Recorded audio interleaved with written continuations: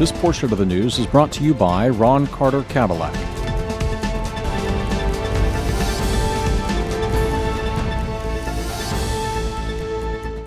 Hello and welcome, you're watching NTV Houston. This is सारा Chauhan. United states की 30 states ऐसे हैं जहां पर कोरोना वायरस का सर्ज देखा गया है. वहीं हेल्थ एक्सपर्ट का कहना है कि ये डेटा 10 गुना और भी ज्यादा बढ़ेगा. वहीं टेक्सास में पिछले 3 दिनों में 17,000 से ज्यादा केसेस सामने आए हैं.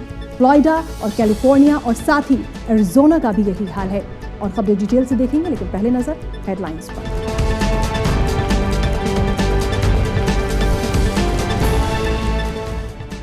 यूनाइटेड स्टेट्स की 30 स्टेट्स में कोरोना वायरस का सर्ज. हेल्थ एक्सपर्ट के मुताबिक 10 गुना और बढ़ेगा डेटा. टोटल केसेस 2.5 मिलियन से ज्यादा, जबकि डेथ टोल 126 के पार.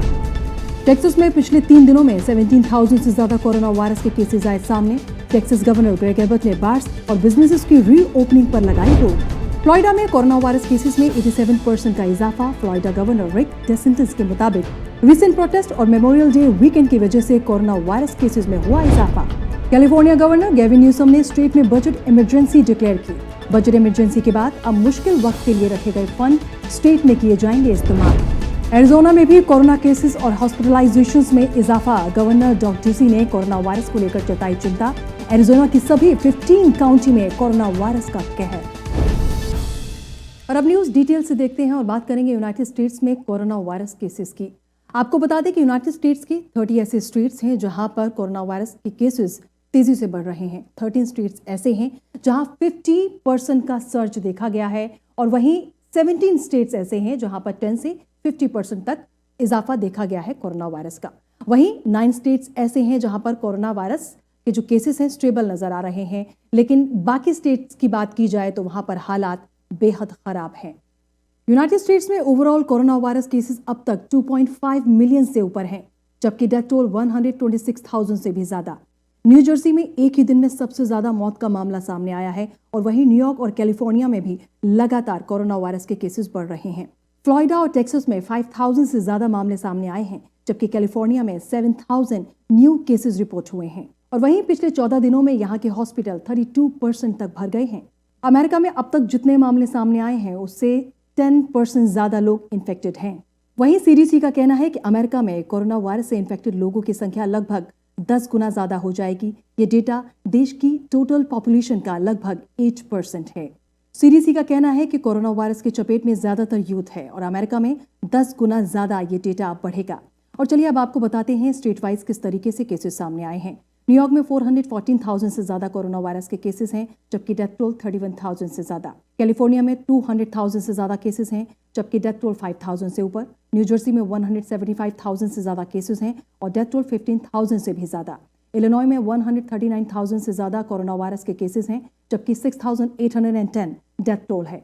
टेक्सास में भी केसेस तेजी से इंक्रीज हुए हैं. 137,000 से ज्यादा केसेस हैं, डेथ टोल 2,334. फ्लोरिडा में 114,000 से ज्यादा कोरोना वायरस के केसेस हैं, जबकि डेथ टोल है 3,329. मैसाचुसेट्स में 100,000 से ज्यादा केसेस हैं, डेथ टोल 7,963 हैं.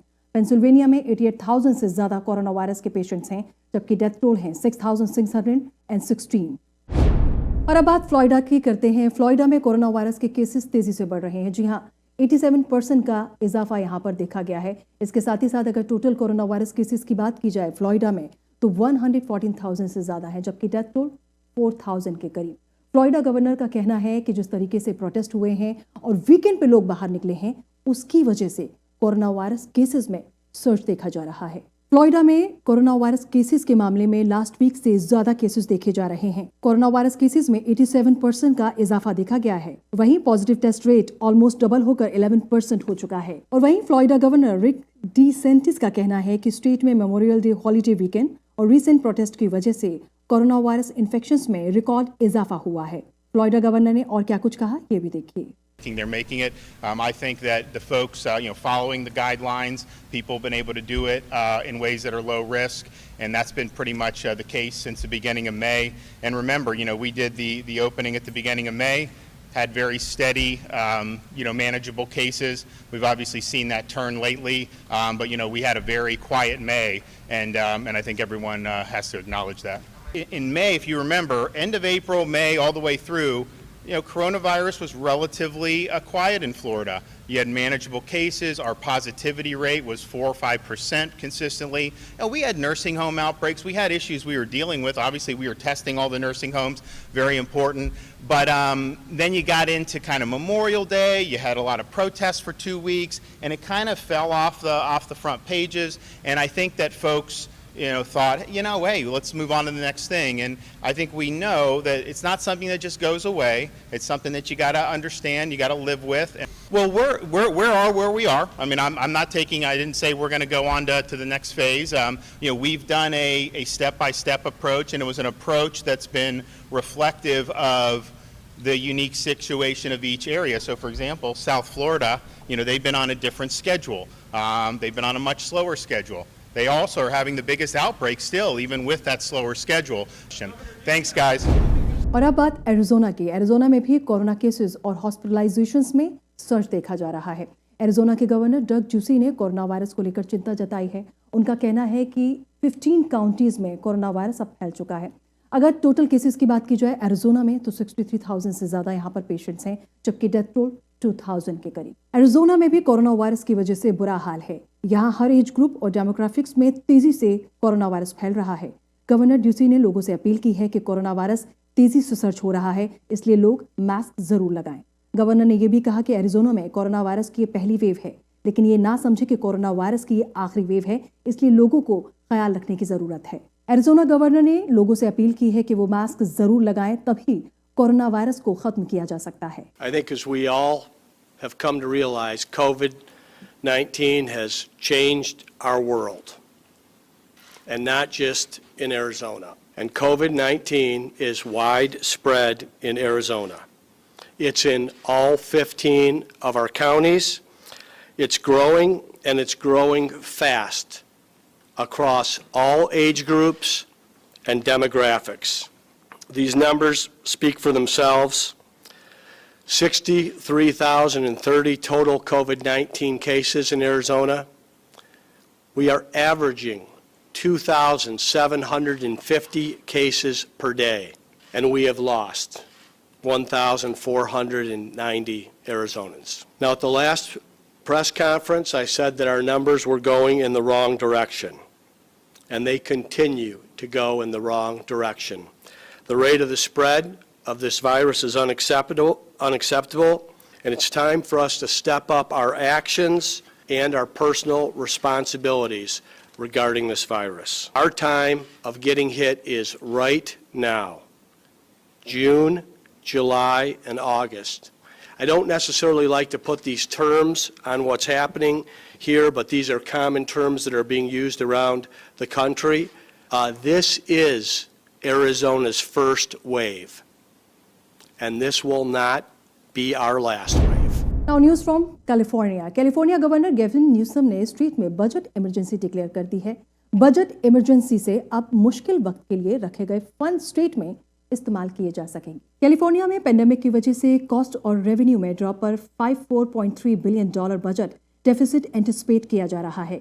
गवर्नर न्यूसम ने प्रेस कॉन्फ्रेंस में बताया कि 24 आवर्स में 5,350 लोगों को कोरोना वायरस टेस्ट पॉजिटिव पाया गया है, जबकि वेडनेसडे को रिकॉर्ड 7,149 न्यू केसेस रिपोर्ट हुए थे। दूसरी तरफ कोरोना से बीमार होने वाले कैलिफोर्नियंस की तादाद लगातार इंक्रीज होती जा रही है। अब तक स्टेट में ओवरऑल 34% इंटेंसिव केयर बेड्स इस्तेमाल किए जा चुके हैं और वहीं थर्सडे को 4,240 कोरोना वायरस पेशेंट्स को हॉस्पिटल में एडमिट किया जा चुका है। बढ़ते हुए केसेस को देखते हुए स्टेट की 11 काउंटीज को उन इलाकों की वॉच लिस्ट पर डाला जा सकता है जहां इकोनॉमीज रीओपन करने के एफर्ट रोल बैक करने की जरूरत पड़ सकती है, यानी इन 11 काउंटीज में रीओपनिंग रोकी जा सकती है। The positivity rate has begun to increase over the course of the last few weeks. It's 5.1% now positivity rate over the last 14 days. What I'm not sharing in terms of a slide, but want to share with you in a transparent way, is a 5.6% positivity rate in the last 7 days. So this slide represents the last 14 days, but the positivity rate is north of the 5.1%, again, 5.6% in the last 7 days. Total number of cases, yesterday we had a record high, 7,149 149 people that tested positive for COVID-19. You'll see today that number dropped to 5,349. Still higher than we would like it to be, still a point of concern. When you get a look over the course of the last few weeks, we are seeing roughly 56,000 new cases just in the last 14 days. And so points of obvious and real concern. As you can see from this chart, some 52,745 surge beds have been identified that we can make available to meet the needs if capacity within our existing hospital system becomes stretched with COVID-19 patients. Like yesterday, today, roughly 8% of that capacity has now been absorbed.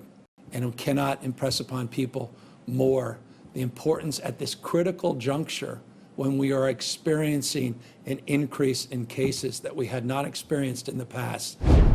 और बात अब Texas की। Texas में लगातार corona virus के cases सामने आ रहे हैं। थर्सडे को 6,000 के करीब न्यू केसेस रिपोर्ट हुए, जबकि पिछले 3 दिनों की बात करें तो 17,000 से ज़्यादा कोरोना वायरस के केसेस सामने आए हैं। और जिस तरीके से केसेस सामने आए हैं, जिस तरह से केसेस बढ़ रहे हैं, उसके बाद गवर्नर ग्रेग एबट ने टेक्सास में बिजनेसेस और बार्स फर्दर रीओपन करने का प्रोसेस रोकने का ऐलान कर दिया है। गवर्नर ग्रेग एबट ने एग्जीक्यूटिव ऑर्डर पर साइन कर दिए हैं, जिसमें रीओपनिंग पर रोक लगा दी गई है। टेक्सास में रीओपनिंग सबसे पहले की गई थी और अब 55 डेज बाद ये फैसला लिया गया है। टेक्सास में कोरोना वायरस के केसेस पिछले 3 दिनों में तेजी से बढ़े हैं। टेक्सास में हालात बेहद खराब हैं। Texas department of health and human service data के मुताबिक थर्सडे को स्टेट में 5,996 न्यू केसेस, वेडनेसडे को 5,551 केसेस और ट्यूसडे को 5,489 न्यू केसेस कंफर्म हुए थे। स्टेट में कोविड-19 डेथ टोल की बात करें तो अब तक 2,000 से ज्यादा लोगों की मौत हो चुकी है। और वहीं सिचुएशन को देखते हुए टेक्सास गवर्नर ग्रेग एबट ने हैरिस काउंटी समेत ज्यादा केसेस वाली काउंटीज में तमाम इलेक्टिव सर्जरीज पर भी रोक लगा दी है। और वहीं गवर्नर ग्रेग एबट ने यह भी कहा है कि टेक्सास में बिजनेसेस की फर्दर रीओपनिंग की प्रोसेस फिलहाल रोक दी जाएगी। इस वक्त स्टेट में ह्यूस्टन और हैरिस काउंटी वायरस आउटब्रेक का एपिसेंटर है। इन दोनों ही इलाकों में ओवरऑल 27,000 से ज्यादा लोग कोरोना वायरस से इन्फेक्टेड हैं। If you do not need to go out and go to work or have to go to the store or engage in some other activity, the best thing that you can do is to just stay at home. I believe if the numbers continue to rise at this pace, Houston is on track to become the worst affected city in the United States.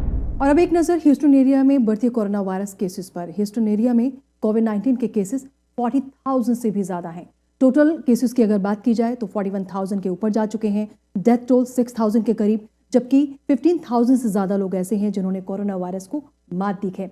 County wise दिखाते हैं आपको corona virus के cases किस तरीके से increase हो रहे हैं। ह्यूस्टन सिटी में सबसे ज्यादा कोरोना वायरस के केसेस हैं। 17,000 से ज्यादा यहाँ पर कोरोना वायरस के पेशेंट्स हैं, जबकि 200 से ज्यादा यहाँ पर लोगों की मौत हो चुकी है। हैरिस काउंटी में 9,840 कोरोना वायरस के केसेस हैं, जबकि 145 यहाँ पर डेथ टोल है। और वहीं फोर्ट बेंड काउंटी में 3,397 कोरोना वायरस के पेशेंट्स हैं, जबकि डेथ टोल 51 है। गैल्वेस्टन काउंटी में 2,415 केसेस हैं, जबकि डेथ टोल 40। वॉल्कर काउंटी में 2,000 से ज्यादा केसेस हैं और 31 लोगों की यहां पर जान गई है। मॉन्टगोमरी काउंटी में 2,000 के करीब केसेस हैं और 36 लोगों की जान गई। ब्राज़ोरिया काउंटी में 1,463 केसेस हैं, जबकि डेथ टोल 15। ब्राज़ोस काउंटी में 1,493 केसेस हैं और डेथ टोल 27 है। यूनाइटेड स्टेट्स में आपने देखा कोरोना वायरस किस तरीके से तेजी से बढ़ रहा है। बात world wide corona virus cases की करते हैं। वर्ल्ड वाइड अगर देखा जाए तो 9.7 मिलियन से ज्यादा कोरोना वायरस के केसेस हैं और डेथ टोल 493,000 से भी ज्यादा। कंट्री वाइज आपको दिखाते हैं कोरोना वायरस के केसेस किस तरीके से सामने आए। यूनाइटेड स्टेट्स में कोरोना वायरस के केसेस तेजी से बढ़ रहे हैं। यूनाइटेड स्टेट्स में अब 2.5 मिलियन से ज्यादा केसेस हैं और डेथ टोल 126,000 से ज्यादा। United states world wide corona virus का एपिसेंटर बना हुआ है। ब्राजील अब सेकंड नंबर पर है। 1.2 मिलियन से ज्यादा कोरोना वायरस के केसेस है यहाँ पर, जबकि डेथ टोल 55,000 से ज्यादा। रशिया थर्ड नंबर पर है। 620,000 से ज्यादा यहाँ पर केसेस हैं, जबकि डेथ टोल 8,000 से ज्यादा। वहीं एक्टिव केसेस 6,000 से ऊपर हैं। इंडिया फोर्थ नंबर पर है। इंडिया में लॉकडाउन होने के बावजूद यहाँ पर केसेस तेजी से निकल कर आए हैं। 500,000 से ज्यादा यहाँ पर केसेस हैं, जबकि डेथ टोल 15,000 से ऊपर है और वहीं एक्टिव केसेस 15,000 के ऊपर हैं। यूके अब 5th नंबर पर है। 300,000 से ज़्यादा यहाँ पर केसेस हैं, जबकि 43,000 से ज़्यादा यहाँ पर लोगों की जान गई है और वहीं एक्टिव केसेस 2,000 के ऊपर हैं। Now next news. President Donald Trump ने विस्कॉन्सिन में एक शिप बिल्डिंग फैसिलिटी का विजिट किया। मैनेट मरीन विजिट के दौरान प्रेसिडेंट ट्रंप ने मैन्युफैक्चरिंग पर बढ़ चढ़कर बयान दिया। उन्होंने कहा कि उनके टेन्योर में मैन्युफैक्चरिंग सेक्टर खूब बूस्ट कर रहा है। साथ ही प्रेसिडेंट ट्रंप ने यह भी कहा कि जब तक वो प्रेसिडेंट हैं, अमेरिका कभी भी शिप बिल्डिंग टैलेंट या कैपेबिलिटी लूज नहीं करेगा। साथ में उन्होंने ये भी कहा कि हमारे सिर्फ 2 रूल्स पर काम करना है और वो है buy American and hire American. Despite your extraordinary service to our country over the generations, this beloved facility, the mainstay of your community, by far, you were going to levels of poverty. They actually had levels of poverty that nobody would have believed, with all the talent, because I see that, I understand manufacturing. Remember, manufacturing was never going to come back. Well, it did come back, and it came back big. But I understand, I have an aptitude for manufacturing, and I said it's got to come back, and it will come back, and we were doing great, and we'll do now even better. We're going to have a better year next year, I think, than almost any year in our history. As long as I'm your president, America will never lose that shipbuilding talent or capability. It won't lose that excellence or the expertise of the men and the women of Marinette Marine. We'll never lose that. And we'll always live by 2 simple rules: buy American and hire American. Buy American and hire American. And remember, as I say all the time, because we want to say this in front of the media, there they are, look at all those people. The fake news. We have the greatest testing program in the world. We've developed it over a period of time, and we're up to almost 30 million tests. That means we're going to have more cases. If we didn't want to test, or if we didn't test, we wouldn't have cases. But we have cases because we test. Deaths are down. We have one of the lowest mortality rates. We've done an incredible historic job. और वहीं presidential election में कुछ ही month बाकी हैं। ऐसे में Joe Biden और president Donald Trump में जुबानी जंग लगातार देखने को मिल रही है। पेंसिल्वेनिया में स्पीच के दौरान जो बाइडेन ने प्रेसिडेंट ट्रंप और ट्रंप एडमिनिस्ट्रेशन को एक बार फिर से निशाने पर लिया। दरअसल सुप्रीम कोर्ट में ट्रंप एडमिनिस्ट्रेशन की तरफ से एक पिटीशन फाइल की गई है, जिसमें अफोर्डेबल केयर एक्ट को इलीगल डिक्लेयर करने की रिक्वेस्ट की है।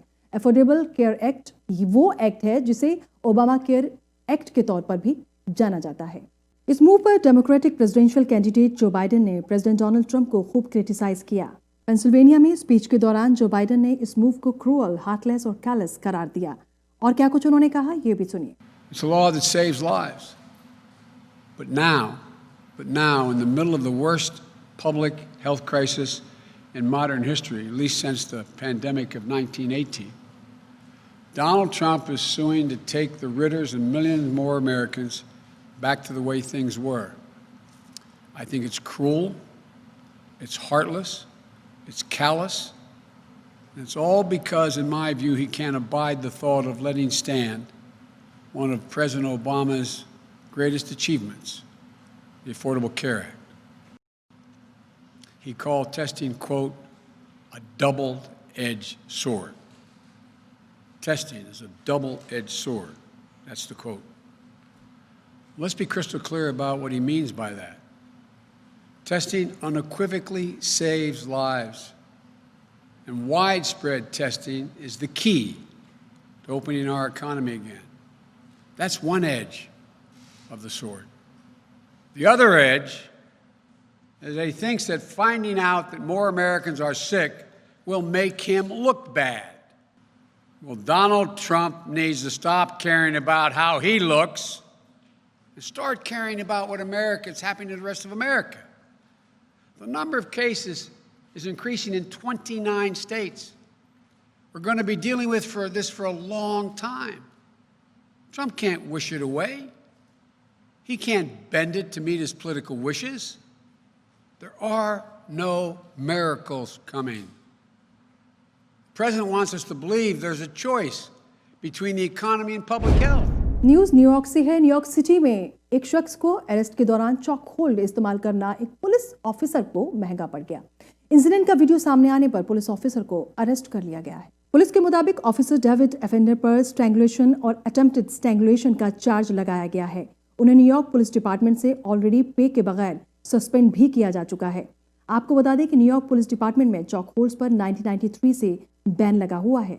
वीडियो सामने आने के बाद पुलिस डिपार्टमेंट की तरफ से ये एक्शन लिया गया है। दरअसल बॉडीकैम वीडियो में अरेस्ट से पहले बेलवे और उसके साथियों को पुलिस ऑफिसर को गालियां निकालते और इंसल्ट करते हुए भी देखा गया। वहीं वीडियो में ऑफिसर अफेंडर बेलवे को चौक करते हुए भी नजर आते हैं। इस पूरे मामले का वीडियो सामने आने के बाद पुलिस डिपार्टमेंट की तरफ से ये बड़ा एक्शन लिया गया है। यूएस हाउस ऑफ रिप्रेजेंटेटिव ने डेमोक्रेटिक मेंबर की तरफ से टेबल किए गए पुलिस रिफॉर्म बिल को अप्रूव कर दिया है। बिल प्रेसिडेंट डोनाल्ड ट्रंप और कांग्रेस में उनके रिपब्लिकन एलीज की अपोजिशन के बावजूद सीनेट भेज दिया गया है। और वहीं न्यूयॉर्क सिटी हॉल के बाहर बैठे प्रोटेस्टर्स ने न्यूयॉर्क पुलिस डिपार्टमेंट के बजट में $1 बिलियन कट करने की मांग की है। प्रोटेस्टर्स का कहना है कि जब तक बजट पास नहीं होता है वो सिटी हॉल के बाहर ऐसे ही प्रोटेस्ट करते रहेंगे। न्यूयॉर्क सिटी हॉल के बाहर बैठे प्रोटेस्टर्स लगातार न्यूयॉर्क पुलिस डिपार्टमेंट के बजट में $1 बिलियन कट करने की मांग कर रहे हैं। प्रोटेस्टर्स का कहना है कि न्यूयॉर्क पुलिस डिपार्टमेंट के एनुअल $6 बिलियन बजट का कुछ हिस्सा youth programmes, housing, health care और दूसरे सोशल सर्विसेज में इस्तेमाल किया जाना चाहिए। प्रोटेस्टर्स का कहना है कि जब तक उनकी मांग नहीं मानी जाएगी वो यहाँ से नहीं हटेंगे। लोगों ने और क्या कुछ कहा ये भी सुनिए। So it's an encampment to occupy a space that we feel we deserve to be in because we're the citizens. We voted for city council. We voted for this mayor. Some of them have made promises to us as communities as far as addressing the needs that we have, and that hasn't happened. We see the harm being done to our communities via the instrument of the police, and we want to end that harm in ways that will increase healing in our communities. So one of the ways we see to do that is to defund the police. We're starting with $1 billion. That's our minimum ask. It can increase. It should increase.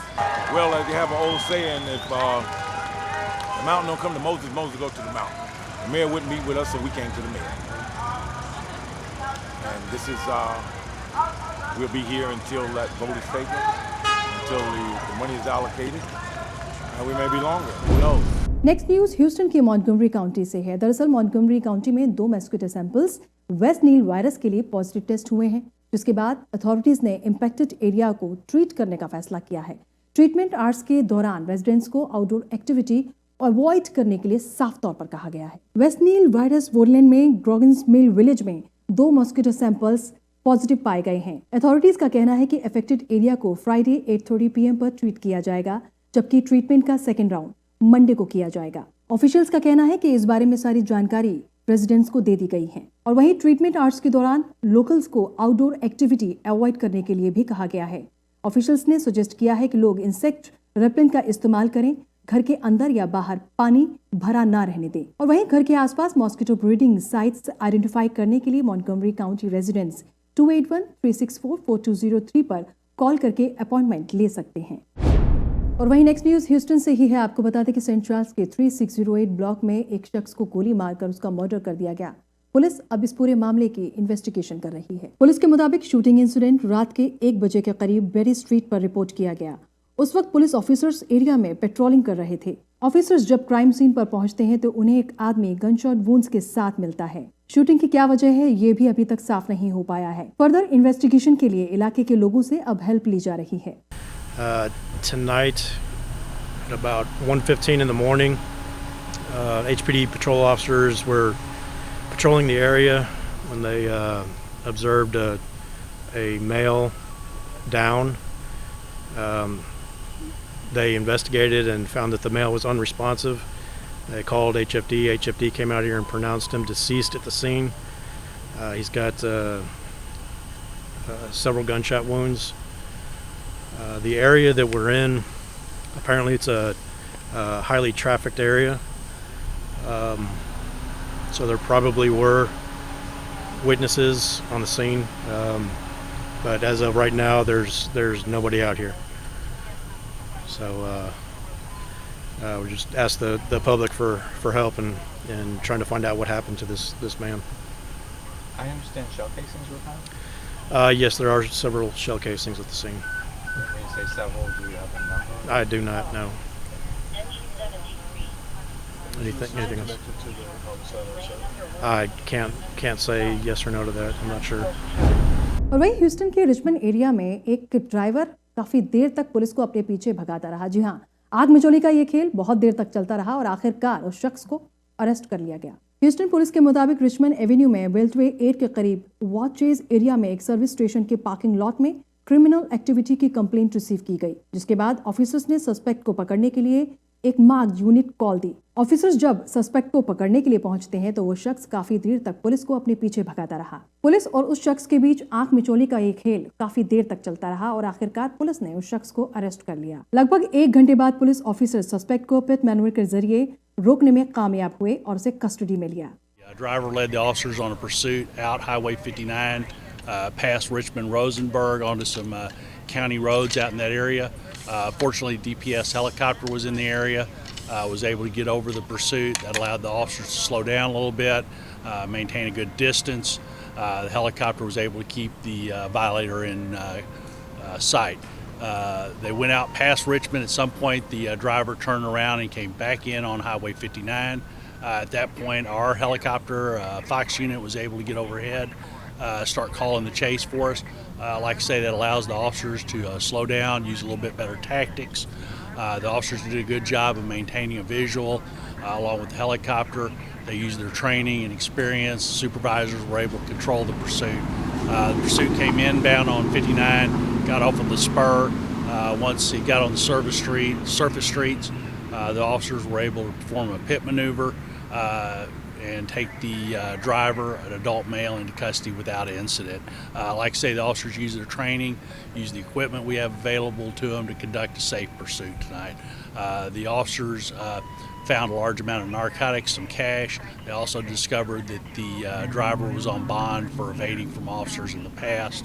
Right now, we're going to contact the district attorney. I anticipate charges of possession of narcotics and felony evading for evading in a motor vehicle.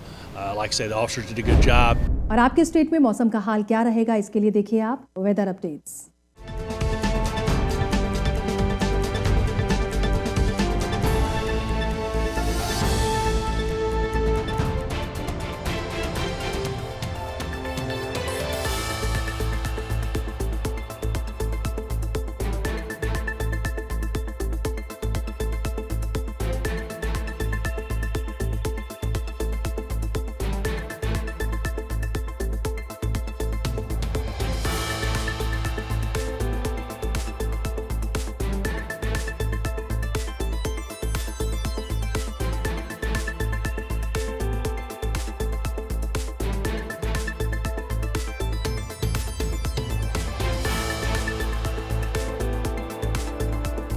That's all for now. This is Sarah Chauhan signing off. Stay tuned with NTV Houston.